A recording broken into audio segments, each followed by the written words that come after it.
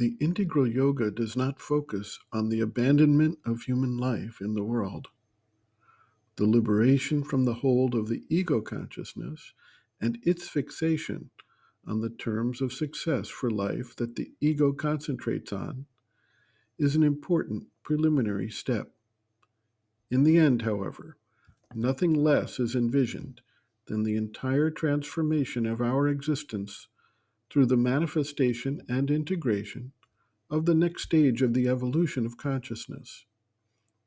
In order to successfully accomplish this, the seeker who takes up the integral yoga eventually must be able to shift the focus away from the external surface consciousness and the habitual and accepted forms of fulfillment that are offered to the being by that consciousness. The shift necessarily involves moving the attention of the being to new areas of focus and action, and thereby rejecting and disassociating oneself from the existing standard measures of human fulfillment. Once this issue is taken up, the seeker begins to move his attention and focus to new areas of interest, and at the same time, he tends to dismiss or abandon old ways.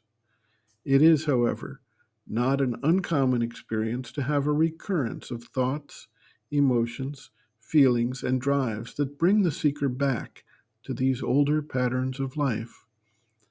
Sri Aurobindo explains that while the conscious mind may reject these things, they tend to first get suppressed and essentially hibernate in the subconscious levels. If they are expelled from there, they still exist generally in the Earth atmosphere, but more specifically, in the environmental consciousness that acts as the larger energetic framework for each individual, what may be called the aura. This means that there is a propensity and a potential receptivity to these things when they pressure the being from outside, making it easier for them to find admittance as former honored guests of the being, so to speak. The pressure may come from circumstances, from peer pressure, from meeting with people who represented a time in the life of the individual when those things were prevalent and active, etc. Sri Aurobindo writes, quote, "When these things are rejected by the waking consciousness, they try to take refuge in the subconscient, or else in what may be called the environmental consciousness. And from there, they press upon the consciousness, trying to recover their hold or simply to recur for a time.